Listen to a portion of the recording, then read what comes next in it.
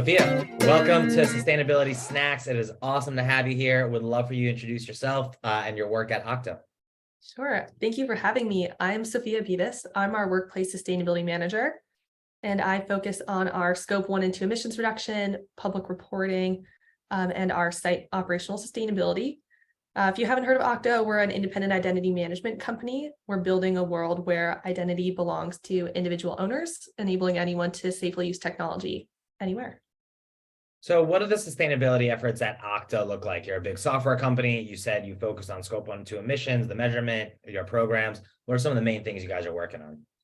Definitely. There's a lot happening around sustainability at Okta. We have a climate strategy with 4 pillars to it: reduce consumption, electrify, purchase renewable electricity, and engage our vendors. Right now, we're heavily focused on reducing our absolute greenhouse gas emissions. We set validated science-based targets around our scope. So we have a 67% reduction in scope 1 and 2, which is focused on real estate, 42% reduction in business travel and employee commute, and a vendor engagement target to have 65% of our vendors set their own science-based targets. How did coming up with those really specific data-driven goals actually go? How did you get the data? How did you set those targets? Who had to agree on those targets? What was that process from beginning to think about it to actually publicizing those numbers like? Sure. It's a pretty lengthy process for our science-based target validation. It started probably, 6 or 8 months before we actually validated our targets. We started looking at our forecasting for our 10-year emissions growth in every scope. We began with Science-Based Target Initiative has an Excel file online that you can use to forecast out emissions that would meet their 1.5 and 2 degrees. So that was our starting point to look at our reductions. And we worked with a few consultants to do the mapping of what that would actually mean at Okta, what would be the business impact of those decisions. And then we took that to internal stakeholders and talked it around the company to see how people felt about setting those type of goals and the actions that would be required to meet that. And then we were able to submit our letter. And I think about 3 or 4 months after we submitted the letter of commitment, we were able to submit our targets for validation, which was a great process with Science-Based Target Initiative. They were finally validated last July. When you were going through the internal discussions about what these goals are going to be like, what your 10-year projections are around emissions, where were some of the biggest challenges that you faced? Was it explaining how this came to be? Was it getting your executives to sign off on making commitments 10 years down the road? Public companies don't like to make commitments a quarter away, let alone 10 years away. Like, what were some of the challenges of actually getting your SBTIs set and then eventually validated? Yes, I think there were a lot of interesting challenges to get all of our internal stakeholders on board. On the scope 1 and 2 side, it was working closely with our real estate team to understand what are their projections for growth, what cities might be moving to, how feasible is it to really prioritize electric buildings over natural gas buildings, engage property managers. So there's a lot of in-depth digging with the real estate team on scope 1 and 2. For scope 3, it was a little bit trickier. It was getting our leadership to have alignment around how we might engage our vendors. So that was a partnership with procurement, but also we had to have legal, investor relations, all these other teams involved in that, because reaching out to vendors, many of whom may be customers, we are a business-to-business software, can be sensitive. And so we need to have some initial roadmaps in place for how we might achieve each of our targets. Yeah. Let's talk a little bit about something you mentioned a couple of times, which is your work around renewable energy, your work around scope 2 emissions, your work with your facilities team, all of which are tied. Why did you all decide that moving to renewable energy was going to be one of your core pillars? And tell me about some of the work you guys do with REX. Yes. So our program actually started with a commitment to renewable electricity for our North American offices. That's how our whole sustainability journey started here at Okta. And I think they chose that first because it felt very manageable and very impactful related to emissions. We had data that we could directly pull to tell us how many, renewable energy credits to purchase. And there's a very linear showing of what the emissions impact would be. We've since, over 2 years, grown that program to include all of our offices, our remote workforce, and our cloud service providers. And we aim to purchase a majority of our RECs with a social benefit. At least here in the United States, it's a little harder to find those RECs internationally.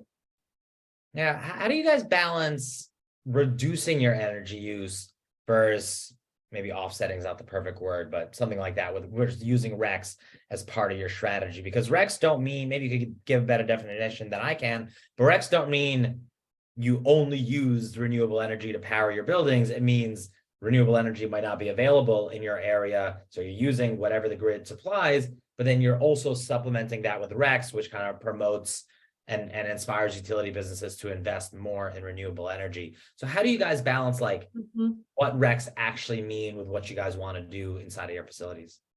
Definitely. I think it's an interesting question. We don't own any of our facilities. We lease everything. So in the end, we don't have operational control to put things like solar panels on top of our offices. And so I think for us, it is about, as you said, signaling the demand to the utilities. Our first preference is to have our buildings opt into 100% renewable with utilities. Like here in San Francisco, we have that 100% deep green option that we can opt the building into to really signal to utility. And then where that's not available, purchasing those RECs again helps bring even more renewable online.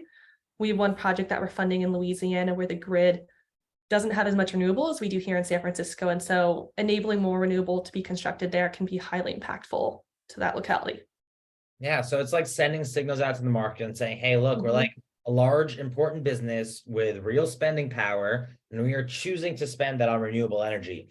Please, utilities and manufacturers out in the world, give us the opportunity to be purchasing and powering our own buildings on renewable energy. It's about sending those signals and changing the systems, right?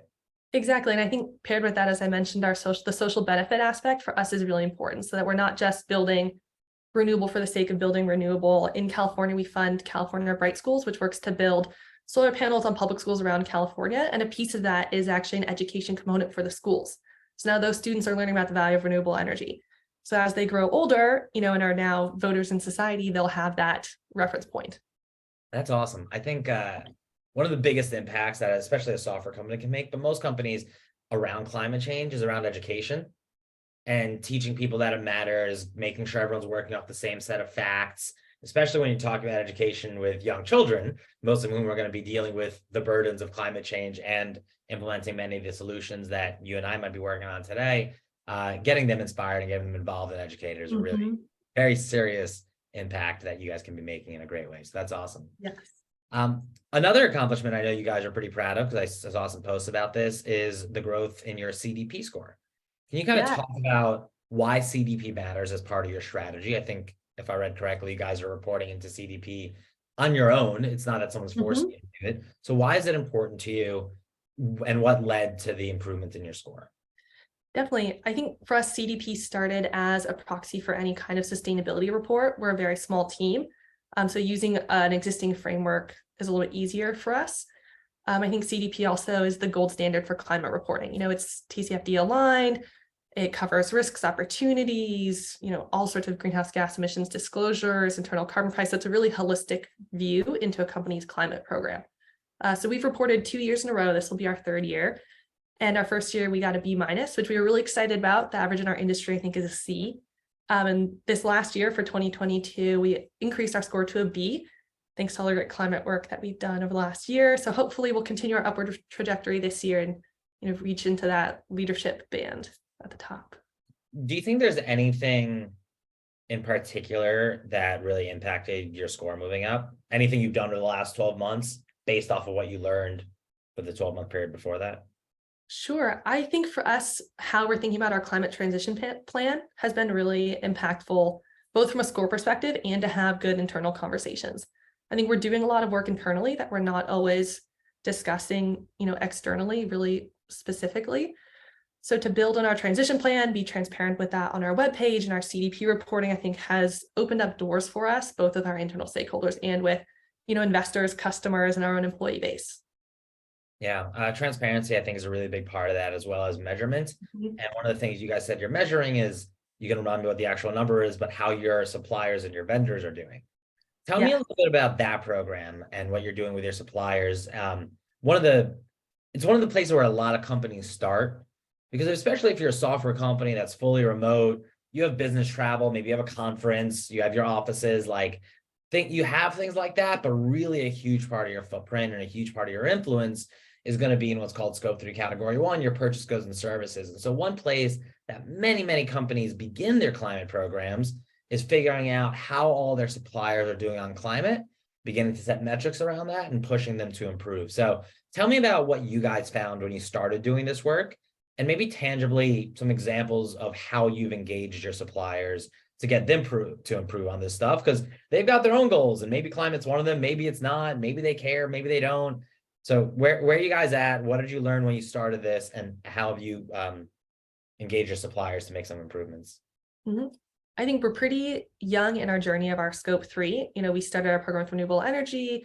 We've created some resources for business travel. So, the purchase goods and services and capital goods suppliers is definitely where we're heading next. And I think it's been a tricky path, to be honest. So we are members of the Business Council on Climate Change BC3 group here in San Francisco. And with them, we actually, as a collective, developed 2 guides for our vendors, one on how to reduce greenhouse gas emissions and one on how to set science-based targets. So we're leveraging those resources via this collaboration to send to our vendors, along with a letter that we're working on. As I said, I think it's early in our journey. We'll see how much engagement we get from our vendors. This would be a really great question to ask us in like 6 or 8 months. We're just starting. What do you think success will look like? Like if I come back to you in 6 to 8 months and you're really happy with how things went with your vendors, what happened? I think that when we reached out to our top, 100, 200 vendors, I think if we have at least half of them reply to us with something like, we're interested in setting science-based targets, tell us more. Yes, we'll attend your webinar. Yes, we'll help do a light, greenhouse gas inventory of some kind, or hey, even just we're thinking about this program on our own terms. If you get back to us in 6 months, we'll have, more resources and information we can share with you. I think for me, we're looking at having that 2-way communication with vendors. Yeah, transparency and moving the system to already does the same thing. Come back to that. So you guys have been doing sustainability at Okta for a few years. Still early in this journey, but you are a couple years in. What would be your advice to a company that is really just getting started this year? If you were just join a company that hasn't done anything around climate yet, let's say they're also a few thousand-person software company, what would be the first 1 or 2 things that you make sure you get done in your first 12 months? Definitely. I think now that I've been through it, building the program here, I think one of the first things I would do, honestly, is greenhouse gas inventory. I think even if it's just a scope 1 and 2 and business travel, if you don't have the relationships on procurement, I think understanding where you are currently is hugely valuable. And then I think I would start with a small commitment that you can then build upon. We started with North American Renewable Electricity. Once Okta, both partners and internal stakeholders were comfortable with that, we were able to grow that. And now it's become this rather large program that's hugely impactful on our emissions inventory. So I think starting small can lead to really big change. I think sustainability is a very vast and deep world that the moment you try to tackle it all at once feels extremely overwhelming, right? It's like an iceberg. The more you think you can see of it, it's like the less you can really see of it. So yeah, small steps, big change. You guys have had a couple small steps. I read, you might remind the dynamic work sustainability program that you guys do with your employees. Tell me a little bit about that, because I think that's something that every company could and should adopt, that doesn't really cost any money, that does make a big difference, that is relatively low effort compared to high reward. Tell me about your dynamic work sustainability program.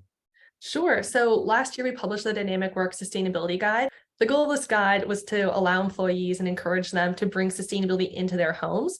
We were focusing all this time on bringing sustainability into our workplaces with our Lead and Well certification, that we felt there was an equity piece missing with all of our, remote and hybrid workers. So we created a guide that has several categories, energy, water, transportation, food, that just gives some best practice tips and, those small steps that employees can take that could lead to really big change over time. We aim for the guide to be global. We provide resources in many of the markets where we have large employee bases, so that it's not so US centric, and it is a publicly available resource.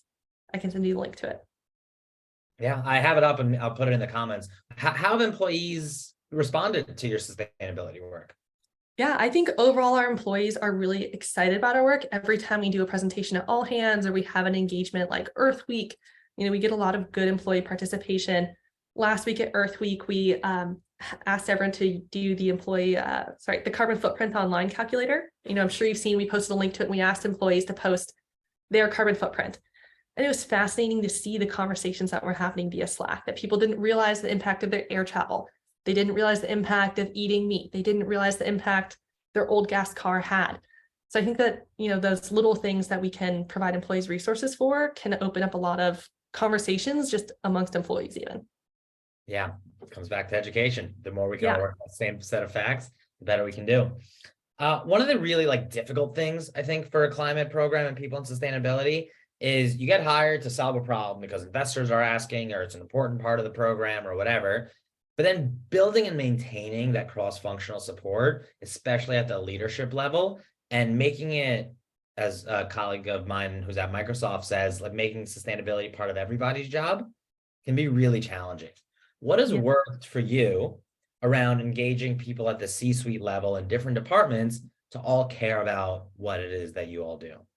Sure. I think we're lucky here at Okta to have founders who really care about sustainability and recognize that we need to be creating a benefit to society with the product that we're building. I think that being said, we've really had to foster relationships with all of our cross-functional partners and build trust with them. And a key piece of this has been to really bring them along for our sustainability journey and foster those relationships early so that now that we want them to, take a piece of sustainability into their job, they feel empowered and they feel trust with us that will support them in that journey. And I think one example of success that we've had is with our 100% renewable electricity expansion to cover our third-party cloud service providers. So we worked closely with some of our engineers who their sustainability is not part of their job description. So we do some education about why they should care, why this is part of their job. And now that we've done that commitment and procured that renewable electricity, they're really excited coming into the year 2 here to partner with us on that. That's awesome. Sophia, fast forward for me to 2050. We've all worked really hard over the next 30 years to meet sustainability goals. What is one thing you hope exists in the future? Yes, I hope that there is a true dominance of carbon-free energy, both in the energy and the transportation sector. I think we're seeing huge growth there, and I hope that it continues on the upward trajectory. Have you read Ecotopia? I have not. Great book recommendation. Is a short book. I would love if the world looked like Ecotopia in 2050. It's a society that's a balanced carbon footprint, carbon neutral. There's a society carbon pricing, like the Ministry of the Future. I don't know if you read that book either. Yeah. So I think it'd be great to see society move to that direction where it really thinks about balance of the ecosystem, putting into the land what we're taking out of it. If that makes sense. Yeah. Beautiful. I like the vision. Like, Sophia, thank you very much for joining. You're welcome. Thanks for having me.